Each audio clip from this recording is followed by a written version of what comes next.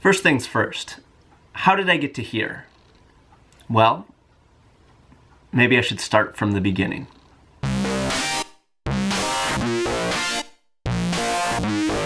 I was born in Fargo, North Dakota. I grew up obsessed with skateboarding. I left Fargo the day after high school graduation, moved to Portland for a short stint, and ended up in Missoula, Montana to attend the Rocky Mountain School of Photography. See, I wanted to be involved with skating, and I wasn't good enough to be a pro skater, so I figured I would take pictures of skaters. From there, I got an internship at Heckler, which was a skate snow music magazine based in Sacramento. I fell into being a bike messenger. Little did I know, this would completely alter the path that I was on. In 2001, I got my first track bike. While I was working in Sacramento, I had the idea, or the thought, if there's clothing for skateboarding, how come there isn't clothing for bike messengers, or people who commute by bike? Then I moved to San Francisco, where everything got flipped upside down. I realized people could make things for a living. I was immersed in the messenger culture in San Francisco. It was a very impactful and moving experience for me. After being in SF for a couple years, I realized that I needed to make things for a living. So I started to do everything I could to make that a possibility. I was interested in design, painting, photography, tattoo, anything, everything. I just knew that I needed to make things for a living. So I started to try to do everything I could. I tried to get apprenticeships for tattooing.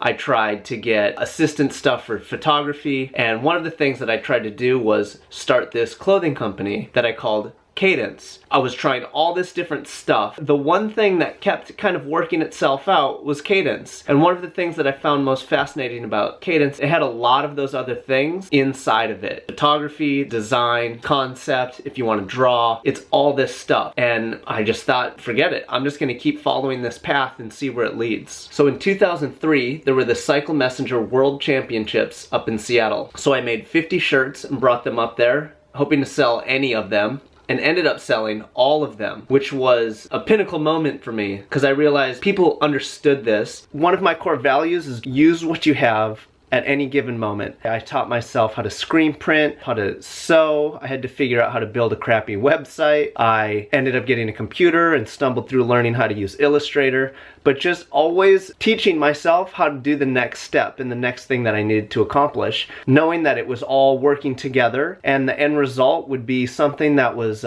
truly unique and truly mine. I also had the philosophy of, if you build it, they will come. I wasn't trying to please other people. I was trying to just make things that I thought were beautiful, functional, or cool that I could put into the world. And if people liked it, they would support it and I would be able to just keep doing it. Cadence has always been a slow incline plane. It's never exploded overnight or had any crazy massive growth. Bit by bit, very organic. At the same time that the brand was going, the track bike scene in San Francisco was exploding. Little known fact, I actually have a part in the first MASH video. In 2005, I moved to Seattle to start doing Cadence full time. Ellie Lum from Reload Bags had a storefront and a workshop up there and said that I could use some space to get my feet under me.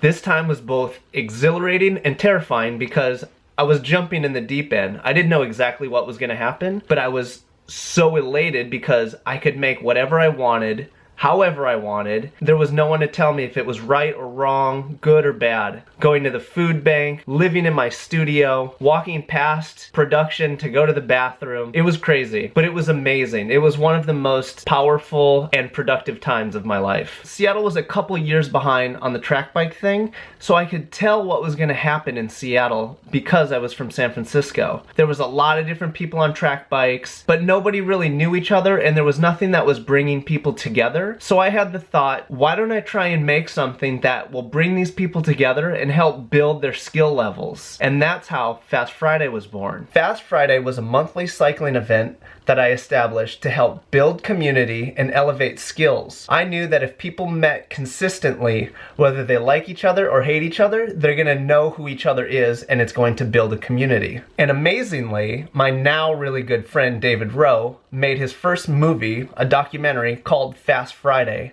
about this event, which you can see in a link below.